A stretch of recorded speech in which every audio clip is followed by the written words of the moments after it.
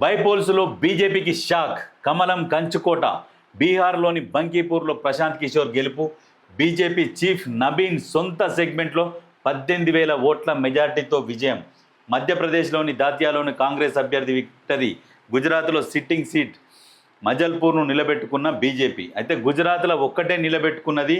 అయితే బీహార్లో ఇప్పుడు అర్థమైంది కదా బీజేపీ పతనం ఎట్లా స్టార్ట్ అయ్యింది ఆల్రెడీ. ఇక్కడ ఇది క్లియర్గా అయిపోతుంది. నబీన్ బీజేపీ చీఫ్ నబీన్ సొంత సెగ్మెంట్ బీజేపీ చీఫ్ ఆయన సీటు, ఆయన రాజీనామా చేసిన సీటు, ఆ సీటుని కూడా నిలబెట్టుకోలేకపోయారు. ప్రశాంత్ కిషోర్ ఆ సీటుని కైవసం చేసుకున్నాడు. కొత్తగా పార్టీ పెట్టి వచ్చి ఆ సీటును కైవసం చేసుకున్నాడంటే బీజేపీ మీద ఎంత వ్యతిరేకత ఉన్నదో దేశంలో మీరు ఒకసారి ఆలోచన. దేశంలో బీజేపీని నమ్మట్లేదు. ఇది నిదర్శనం. ఇది బీజేపీ చీఫ్ సీట్. అది ఏదో ఎవరో ఎమ్మెల్యే ఏదో కాదు, బీజేపీ చీఫ్ సీట్నే గుంజుకున్నారు. అంటే ప్రజలు వద్దనుకుంటున్నారు.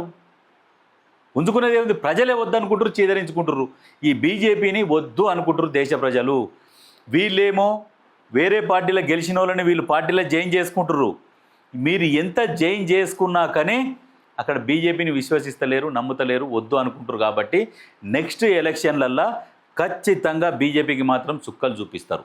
ఇది మాత్రం గ్యారంటీ. లాస్ట్కి ఎక్కడి నుంచి మొదలైందో అక్కడికి పోతుంది బీజేపీ. ఇప్పుడు ఈ ఉదాహరణకి ఇది మధ్యప్రదేశ్లోని దాంత్యాలో కాంగ్రెస్ అభ్యర్థి విక్టరీ. అక్కడ గుజరాత్లో ఒక్కటే సీటు, సిట్టింగ్ సీటు, వాళ్ళ సీటునే, అది కూడా నిలబెట్టుకున్నారు అంతే. అదొక్కటి. అంటే ఎంత వ్యతిరేకత ఉన్నది అనేది మీరు అర్థం చేసుకోరు. వాళ్ళు చేస్తున్న అరాచకాలు అట్లా. ఇస్ బార్ రాహుల్ గాంధీకు మौका नहीं दिया तो पूरा हिंदुस्तान अंधेरे में जाएगा. याद रख लो, ये तो पक्का है. कागज़ के ऊपर लिखा के रख लो, कुछ भी हो.